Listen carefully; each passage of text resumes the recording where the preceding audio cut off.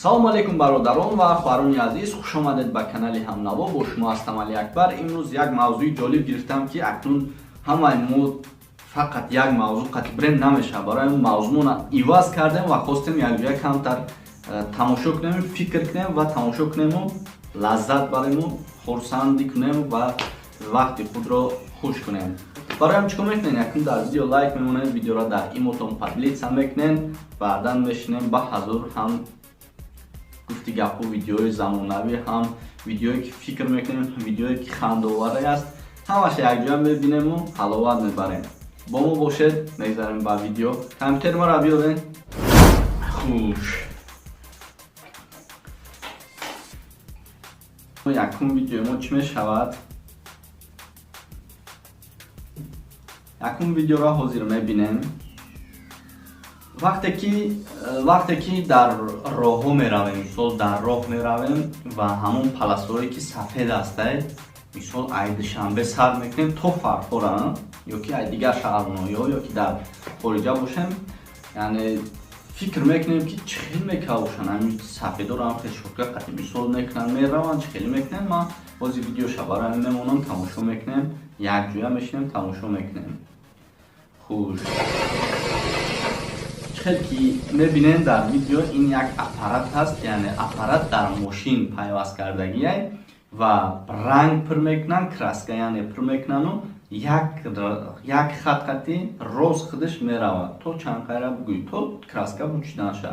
Бинем чӣ хел аппарати зур кардагиам дар мошин пайваста.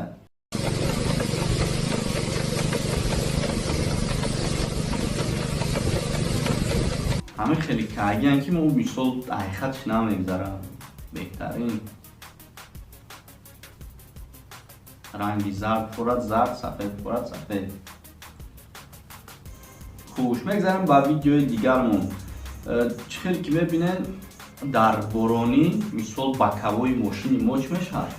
Хеле ҳавл мегирад ва мисол дига дида наметавони ай бар мошин меро намеяд.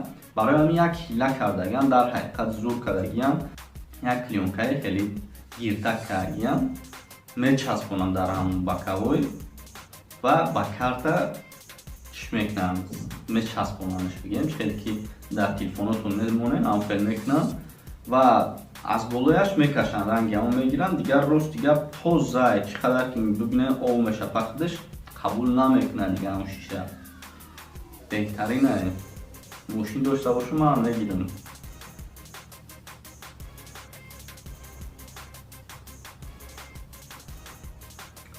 ва дигар видеои мо, дар ҳақиқат ҳар яки мо ба хориҷоем ки ба муҳоҷират сафар мекунем, дар самолёт ҳар хел фикро меянд. мисол яки шахсан худам фикр мекунам ки яки дар ягон байни баҳр биғалта самолёт чӣ мекава бошем, яъне қиин аст, имкон надорад зинда мондан, аммо ба ҳар ҳол самолётҳое ки ҳастай, мисол Kuwait Airways, ҳамон самолётҳо, ҳавопаймои Кувайт ҳастай, ҳамон самолётҳо аллакай яъне airbag боре шарик меброяд. вақте ки ғалтид самолёт, чӣ хел ки мебинем аз дари байн оста оста мефрояд ва худаш ба худаш дам мешавад ва поён фаромада аз боло мисол одамон метавонанд ки ба воситаи ана ҳамин ба замин афтанду, мисол кадоме киши ки дига овоз карданам метавонад ё наметавонад, таваккалаш ба худоай. Не ки худаш автоматик вақте ки ғалтид ҳамон чиз меброяд, ранг airbag мошин.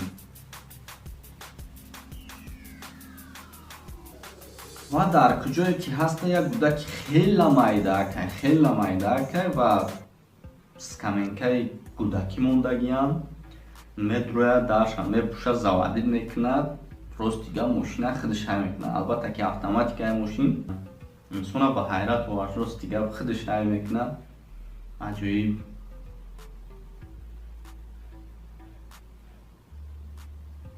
кадоме ки бовар намекунед, набинед дар светофор аёзе тарафи даст чап ростша нигоҳ мекунад, паворот нишагирён мекунад, як хел одамои калонда ба ақл.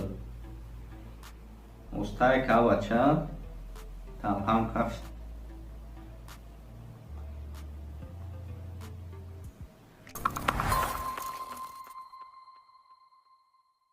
و یک ماشین دیگر است در ویدیو دیگری مونده. ویدیو نمیدونم در کجا ثبت کرده، اینه که در حقیقت آدم به حیرت میاد. پری هیزم های ماشین قفوش و ماشینی کهنه کوتالی، یعنی کوه میبرویه با اون قبول وزنش. در حقیقت مخدم دیلم چینچ خیلی شی ایرا بینه خیلی تایوتا یک نومش دیگه بچه خیلی قفوش بیشیدم میغلطید قفو میرفت تموم. بعد دیم چیه که دیم یک اخبارای نمیدونم این همین خیر کردن یا که ام خیلی زبون هسته به حیرت اومدم. راست دیگه حیران شدم. Көлкілен қысқа сөз кім оқиды тез. Арқада алты арқар бар, қырқада қырық арқар бар, қырық арқарда ақ арқар бар, алты арқарда марқа арқар бар. Әдіреде әбігер әтеш отыр, әбігер әтеш отырған әбігеріне әжем ашып отыр. Гүлің гүлге қарап күлім деді. Көгілдір гүлге қонған аралар гүл деді. Доп деп, дөп деп. Ескекті ескекші. Қиғам توجیکای ای اوغل میبروی ای که ادام میبروی ای کتیو میبروی ای که میبینه توقعش میکرد توقع مکم سیگاره چه گرم گرده اکه قدم قربون در وقتی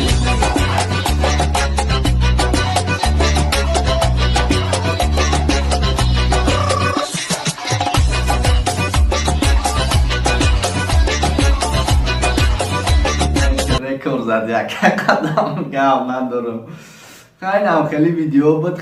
دیم چیزی که مثال همین چیزا را مثال ما میپرتویم برای ششلیک کردن چیکار میکنم؟ برای علو در دادن که مثال در یگان صحرایم و علو در بتیم در بالای اسکارتکای اون چی پزیم نگاه کنین چه خیلی فکری خوب میکنن همین کارو را میکنن علو خودش دیگه در میگیرن.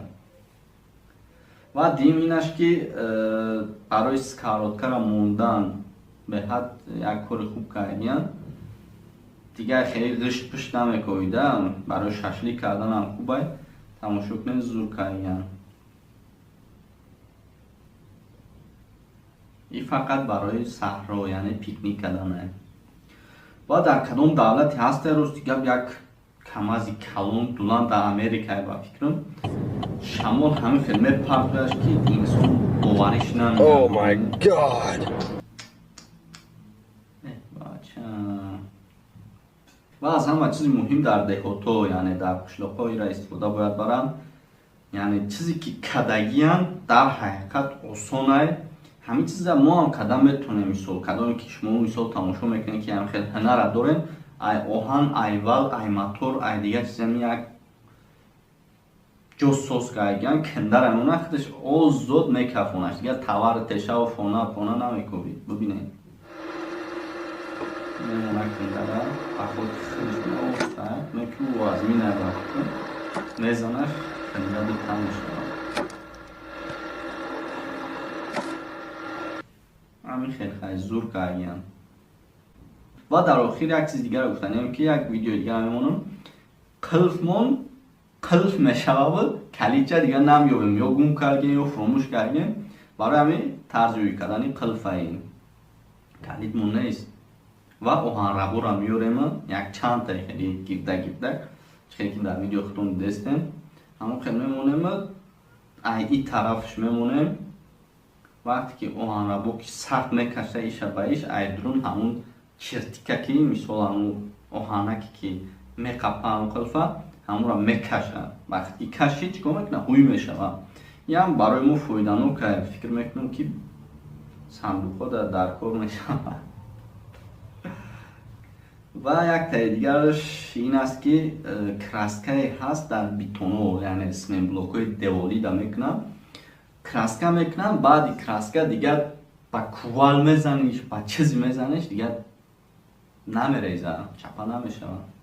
نوز کراسکه را شب دسته کراسکه را شروع میشه یک چیزی هسته نمیدونم میره میزنش امارتیزت سمیت و قین نمیشه به خطر ایده بگیم قدش میکنه دیگه نمیشکنه اسمین بلوک هم میزنم ایش همه زن است من بلوکا تید میشه ای کشم قمه زنم تید نمیشکنم коробка اینا برای آب و سو جمع کردن یا که краска چه میمونی همون چی میمونی اصلا در کار میشه ای روی بلوش میبروه یا کوال قد میزنه هیچ نمیشه.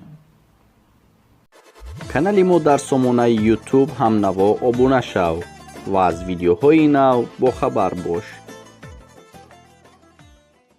خوش دوستان عزیز، این بود یک نوار دیگر با پایان رسید.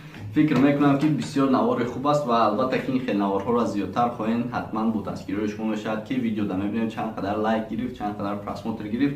همراه نیو که با همین خیلی ویدیوهای خوبتر به شما پیشنهاد میکنیم. برای دستگیری در ویدیو حتما لایک کنید و ویدیو را خود بیازید در ایمو، واتساپ و دیگر شبکه‌های اجتماعی پهن کنید. با ما بمانید، همیشه میخندیم و خوشحالی میکنیم و همیشه خواست شما اجرا میشه. علی اکبر با شما باقی در پناه خداوند باشید.